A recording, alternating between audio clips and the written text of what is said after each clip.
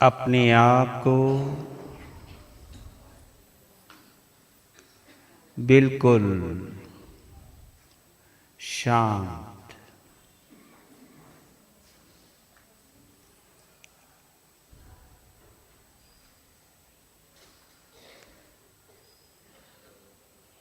आपको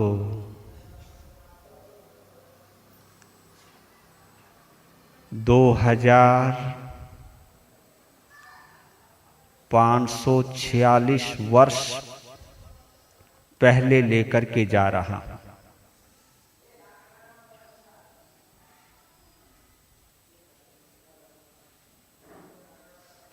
जब इस धरती पर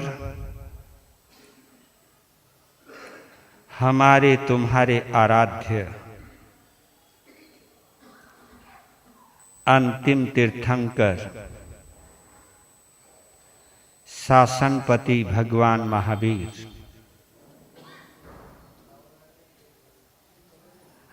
अपने गणधरों, अपने शिष्यों,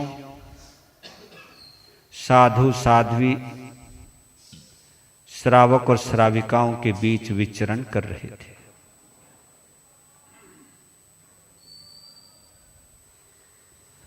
आप सभी अपनी अंतर की आंखों से महावीर को निहारते चले।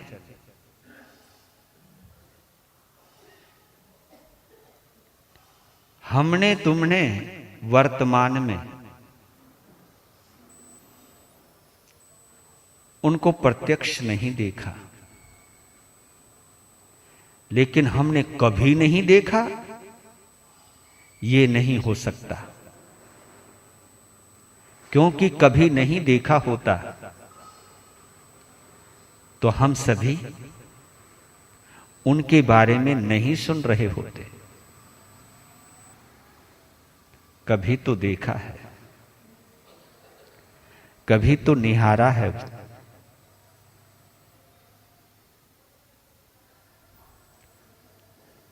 उनके चरणों में बैठकर के उनकी वाणी को जरूर सुना होगा, ऐसा हमें लगता है। क्योंकि हमारी तुम्हारी कहानी केवल इस जन्म की नहीं है, जन्म जन्मांतरों की है। जितने भी आप लोग यहां बैठे हैं और हम बैठे हैं, हमारे साथ भी तुम्हारा पता नहीं कितने जन्मों से कोई ना कोई संबंध जुड़ा हुआ है। तभी तो आप आए हो, तभी तो आप जुड़े हो, क्योंकि बिना संस्कारों के कोई जुड़ता नहीं है।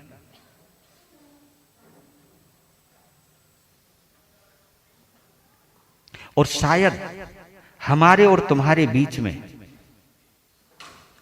जो संयोग है वो मित्रता का है,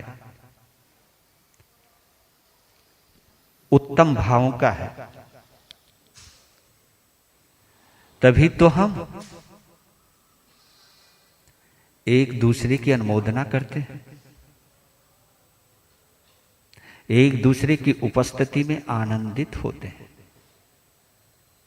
अगर संबंध विरोध का, शत्रुता का रहा होता, हम आते तो सही, लेकिन देखते ही बिदक जाते, भाग जाते या पसंद नहीं करते।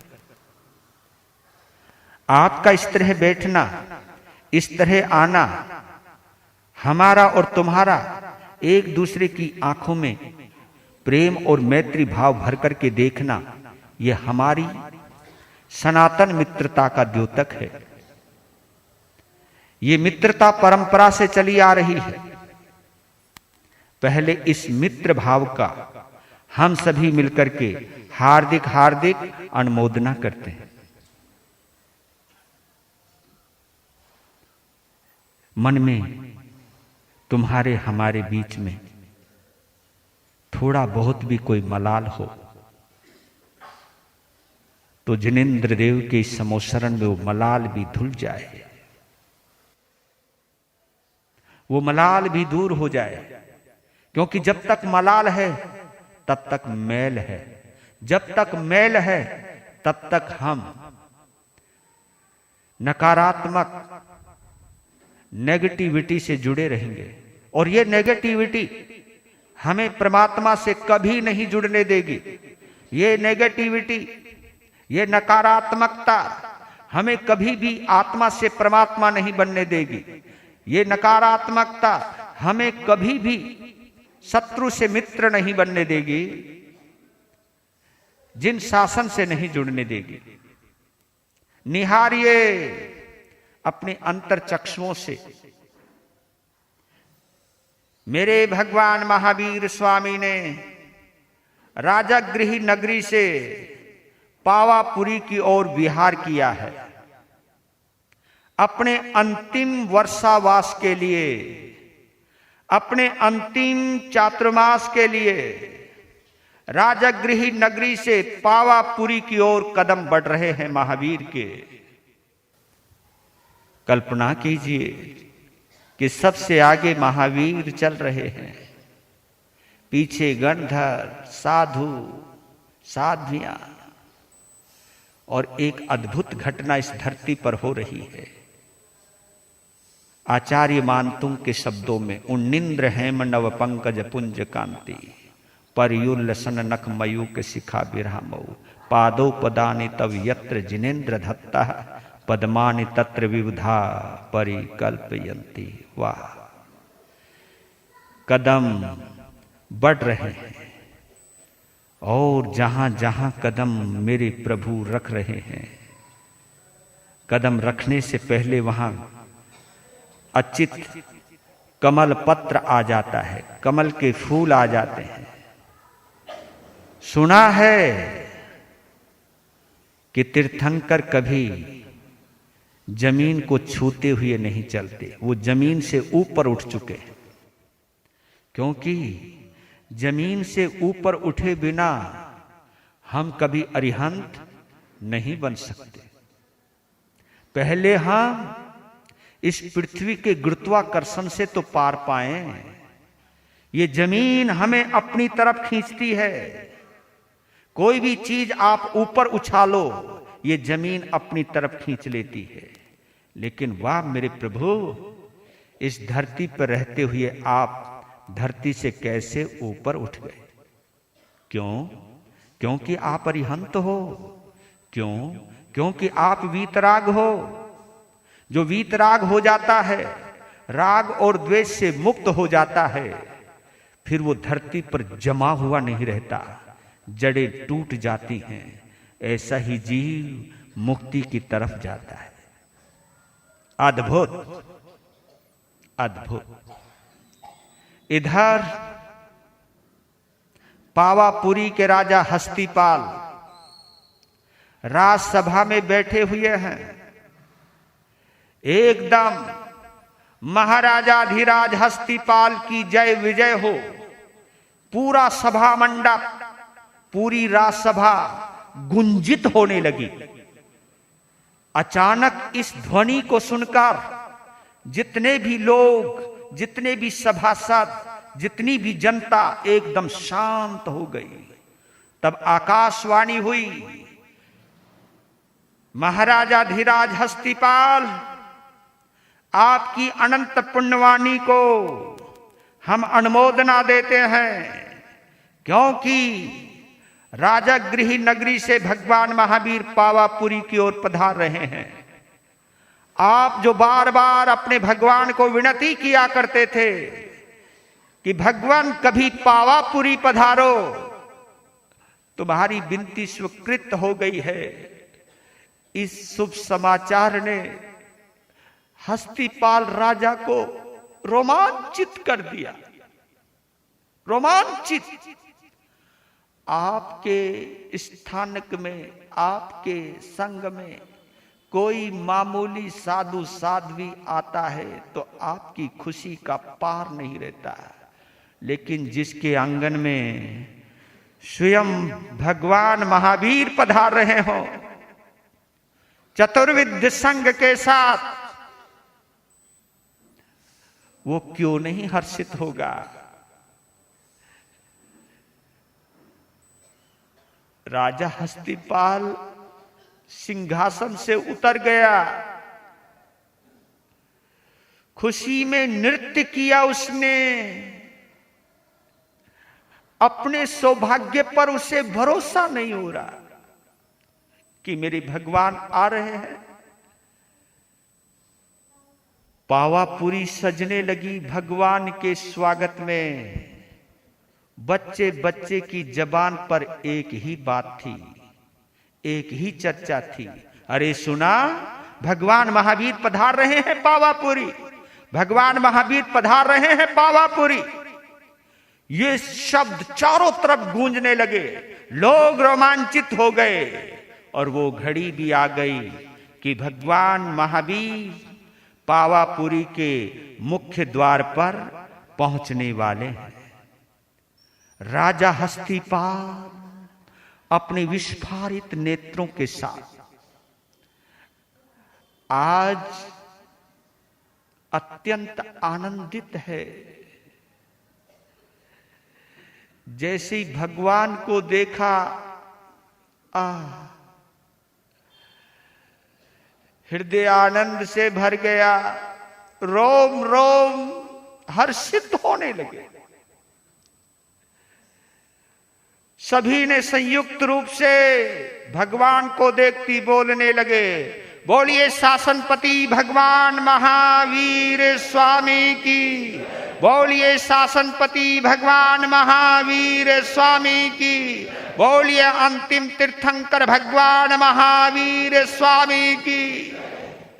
और उस वक्त का नजारा मुख्य द्वार से लेकर के रज्जुक सभा, जहां पर राज्य के खजाने की लिखा पढ़ी हुआ करती थी, जहां बही और पत्रे लिखे जाते थे, उस रज्जुक सभा तक जनता दोनों तरफ जनसागर हिलोरे मार रहा है, आस्था का सागर अंगड़ाइया ले रहा है, जय जयकार हो रही है। और उस वक्त और भी रोमांच हो गया जब देवदुंद भी बजने लगी, ऊपर से दिव्य रत्नों की बरसात होने लगी, पुष्प बरसात होने लगी, मंद मंद बूंदे टपकने लगी। और वो बूंदे जहां जहां गिरने लगी वहां वहां रोमांच होने लगा और सभी के पांव थिरकने लगे, सभी की जिह्वा पर एक ही शब्द आने लगा, बोलिए शासनपति भगवान महावीर स्वामी की, बोलिए शासनपति भगवान महावीर स्वामी की। क्या नजारा है। चलते चलते वो शोभा यात्रा रज्जुक सभा में पहुंच गई। देवताओं ने पहले ही वहां पर समोत्सरण की रचना की। पूरी शोभा यात्रा धम्म सभा में परिवर्तित हो गई। पूरे 4 महीने की घोषणा होने लगी, धर्म सभा सजने लगी, भगवान की वाणी गूंजने लगी। और देखो, पता ही नहीं चला कि ये समय कब गुजर गया। सावन का महीना बीत गया, भादो का महीना चला गया, आसोज का महीना खत्म हुआ, कार्तिक का महीना शुरू हुआ। और कार्तिक बदी त्रयोदशी, जिसको आप और हम सब धनतेरस कहते हैं, मध्यरात्रि में भगवान के अंतिम समोत्सरण की रचना होने लगी।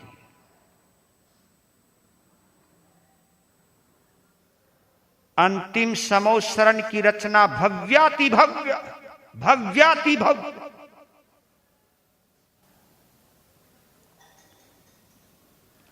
भगवान अष्ट महाप्रत्यहारियों के साथ विराजमान हुए। चारों तरफ जनता ही जनता, उस समोत्सरण में साधु, साध्वी, श्रावक, श्राविका, बड़े बड़े राजा, महाराजा, राजा पुण्यपाल, राजा हस्तिपाल, भगवान महावीर से जुड़ने वाला हर श्रावक और श्राविका साधना में तल्लीन है। अंतिम देशना से पहले समस्त इंद्र अपने देवी देवताओं के परिवार के साथ भगवान महावीर स्वामी को नमोथुनम के पाठ से बंधन करने लगे। बंधन चल रहा है। बंधन देवी देवताओं सकेंद्र के उपरांत साधु साध्वी अपने स्थान पर खड़े होकर के भावपूर्वक इच्छामि क्षमा समणों के द्वारा भावपूर्वक वंदन करने लगे। अद्भुत अद्भुत नजारा। बाद में राजा हस्तिपाल के नेतृत्व में पावापुरी की समस्त जनता तीखुत्तों के पाठ से भावपूर्वक वंदन करने लगी।